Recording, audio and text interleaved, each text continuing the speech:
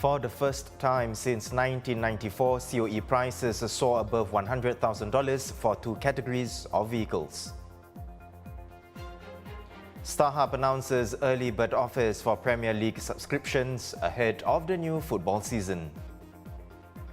And can Singapore avoid a recession? Economists are expecting slower growth and higher inflation.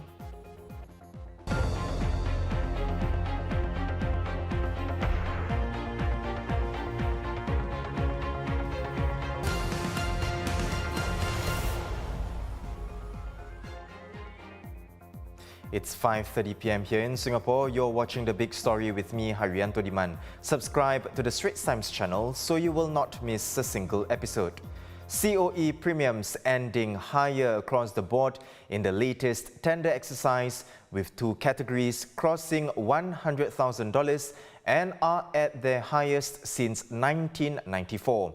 The first category is Category B cars with engines above 1,600cc, which closed at $100,684, up 5% from the previous round. The second is the open category, which tends to be used for larger cars. Now the premium ended at $100,697, also a 5% increase from 3 weeks ago. Meanwhile, Category A cars with engines up to 1,600cc rose by 8.5% to $73,801. Now here's more from our senior transport correspondent on some premiums hitting 100K. I think today is, on one hand, not such a big surprise. I think even prior to this bidding, we know that this afternoon's bid actually comes, or tender exercise comes 3 weeks, which is a little bit longer than the usual fortnight, which means there's more orders that's coming in since then. And the other thing is that it's always, we have to remember that the COE premium is the function of demand and supply. And we know that supply is on the low side. This is the nature of the cyclical nature that we are in. This couple of years, we don't expect to get too many pieces of COE for us to bid for. So premiums will stay high up. I don't think that you're going to see it like just falling over a cliff after this big benchmark that they have reached. When the English Premier League season kicks off on August 6th, StarHub customers can catch the action for just $19.99 a month if they're among the first 25,000 subscribers to buy the new over-the-top service Premier Plus. According to StarHub's EPL subscription prices announced today, the early bird offer is from tomorrow until June 30th. Now, to take up the $19.99 deal, customers must also have a StarHub mobile postpaid, broadband or TV plan that's at least $15 a month. And for non-StarHub users, it's $34.99 for just the Premier Plus service.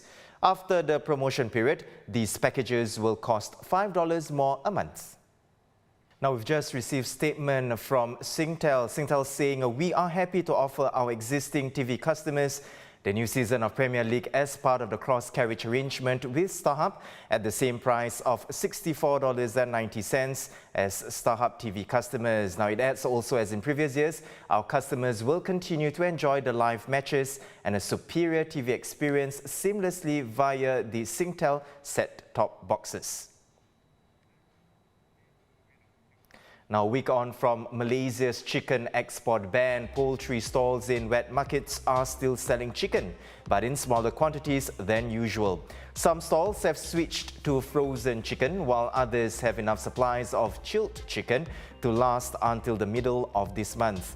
And a few are keeping their stalls closed until the ban is lifted. Pay more to reduce your carbon footprint when you fly. There'll be an option when a credit scheme for greener aviation fuels is rolled out next month. The Civil Aviation Authority of Singapore and Singapore Airlines will release more details shortly.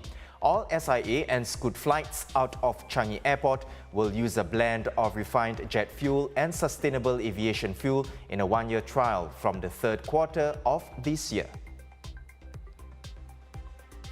Now, look at that, successfully lifting 200.5 kilos, the national power lifter Farhana Farid sets a new world record in the open under 52 kg deadlift.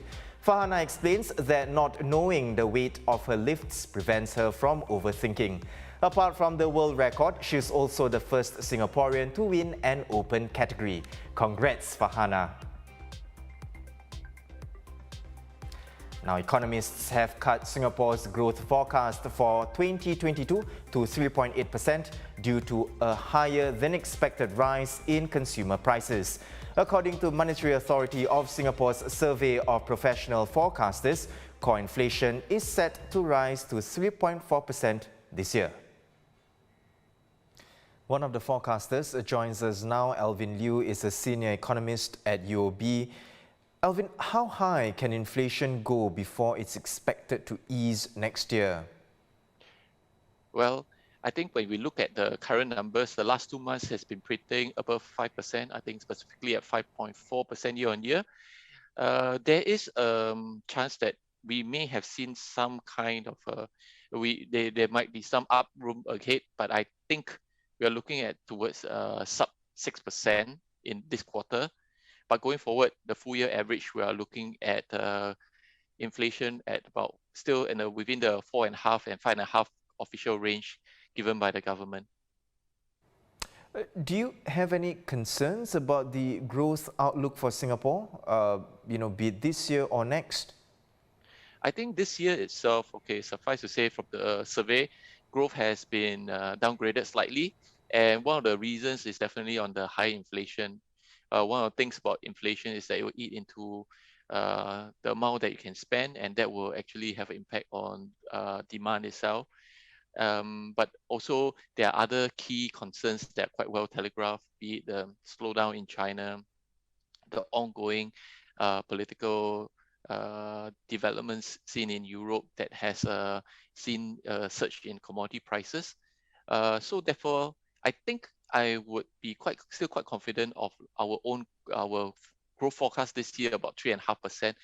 But next year, 2023, I think that's where I think the more downside to risk of growth, right, will come in 2023. Alvin Liu, senior economist at UOB. For more news, always visit straitstimes.com and our YouTube channel for more videos. Subscribe by hitting the red button below. I'm Haryanto Diman. See you tomorrow for more stories on The Big Story.